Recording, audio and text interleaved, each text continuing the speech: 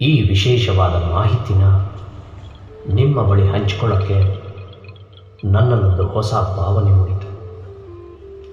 ಇದು ಎಂಥ ಅನುಭವವೆಂದರೆ, ಹೋಗುವ ದಾರಿ, ಯೋಚನೆ ಮಾಡುವ ಬಗೆ, ಮಾತನಾಡುವ ಶೈಲಿ ಎಲ್ಲವೂ ಬದಲಾವಣೆ ಮಾಡುತ್ತವೆ. ಹೌದು, ನಾನು ಯಾರು ನಾನು ಯಾರು ನಾನು ಯಾರು ಈ ಪ್ರಶ್ನೆನ ನಾನು ನಿಮ್ಮ ಜೊತೆಗೆ ಅನೇಕ ಬಾರಿ ಹಂಚಿಕೊಂಡಿದ್ದೇನೆ. ಆದರೆ ಇದೊಂದು ಹೊಸ ಪ್ರಯತ್ನವೇ ಸರಿ. ಇದರಿಂದ ನಿಮ್ಮಲ್ಲೂ ಕೂಡ ಒಂದು ಹೊಸ ಭಾವನೆ ಹುಟ್ಟಬೇಕು. ದಯವಿಟ್ಟು ಕೆಲವು ಸಮಯ ಕಿವಿಗೆ ಹೆಡ್ಫೋನ್ ಮೂಲಕ ನಾನು ಮುಂದೆ ಮಾತನಾಡಲು ಹೊರಟಿರುವ ಬಗ್ಗೆ ಒಮ್ಮೆ ಕೇಳಿಸಿಕೊಳ್ಳಿ, ಆಲಿಸಿ, ಮನಸಾರೆ ಯೋಚಿಸಿ. ಒಮ್ಮೆ ಹೊರಬನ್ನಿ, ಆಕಾಶವನ್ನು ನೋಡಿ, ಆಕಾಶದಲ್ಲಿನ ಸೂರ್ಯನ ಬೆಳಕನ್ನು ನೋಡಿ. ಎಷ್ಟೋ ದೂರದಲ್ಲಿ ಇದ್ದರೂ ಅವನ ಬೆಳಕು ಹೇಗೆ ಮನುಷ್ಯನನ್ನು ತಲುಪುತ್ತದೆ ಮತ್ತು ಚೈತನ್ಯವನ್ನು ಉಂಟು ಮಾಡುತ್ತದೆ. ಹಾಗೆ ಆಕಾಶದಲ್ಲಿರುವ ಮೋಡ, ಅದರ ವಿಸ್ತಾರ, ಹಾರಾಡುತ್ತಿರುವ ಹಕ್ಕಿಗಳು ಮತ್ತು ಈ ಆಡಿಯೋವನ್ನು ನೀವು ರಾತ್ರಿ ಕೇಳ್ತಿದ್ರೆ ಆ ಕತ್ತಲಿನಲ್ಲಿ ಕಾಣುವ ನಕ್ಷತ್ರಗಳು, ಚಂದ್ರನ ಬೆಳಕು, ಮೋಡ ಎಲ್ಲವನ್ನು ಗಮನಿಸಿ.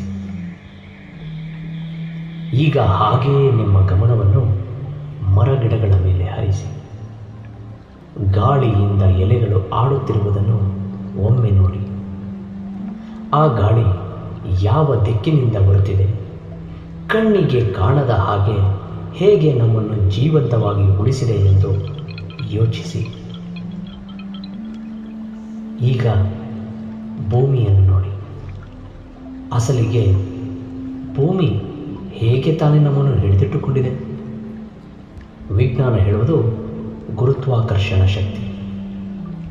ಅದು ನಿಜವೂ ಕೂಡ. ಆದರೆ ಹೇಗೆ ಇದು ಸಾಧ್ಯ ಎಂದಾದರೂ ಯೋಚಿಸಿದ್ದೀರಾ? ಹಾಗೆ ಒಂದು ಲೋಟದಲ್ಲಿ ನೀರನ್ನು ತೆಗೆದುಕೊಳ್ಳಿ.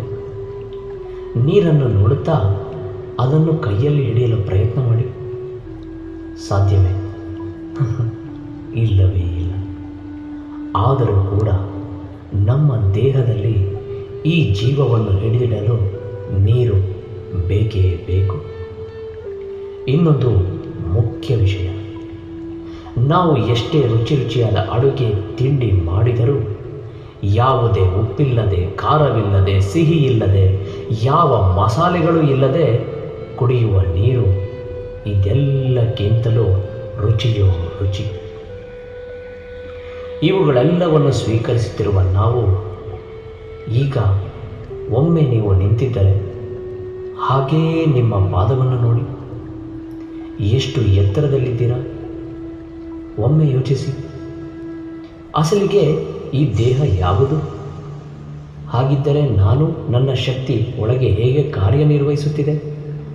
ಒಮ್ಮೆ ನಿಮ್ಮ ದೇಹವನ್ನು ಪ್ರೀತಿಯಿಂದ ನೀವೇ ಸ್ಪರ್ಶಿಸಿಕೊಳ್ಳಿ.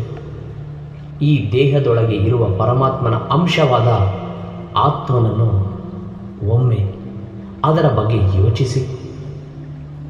ನಿಮ್ಮ ಸುತ್ತಲಿರುವ ಪ್ರಕೃತಿಯಲ್ಲಿ, ಎಲೆಗಳಲ್ಲಿ, ಗಾಳಿಯಲ್ಲಿ, ಆಕಾಶದಲ್ಲಿ, ಸೂರ್ಯನಲ್ಲಿ, ಚಂದ್ರನಲ್ಲಿ, ನೀರಿನಲ್ಲಿ, ಭೂಮಿಯಲ್ಲಿ, ನಿಮ್ಮಲ್ಲಿ, ನಿಮ್ಮ ಎದುರುಗಡೆ ಕಾಣುತ್ತಿರುವ ವ್ಯಕ್ತಿಗಳಲ್ಲಿ ಆ ಪರಮಾತ್ಮನನ್ನು ಒಮ್ಮೆ ನೆನೆಯುತ್ತಾ ಒಳ ಮನಸ್ಸಿನಿಂದ ನೋಡಿ.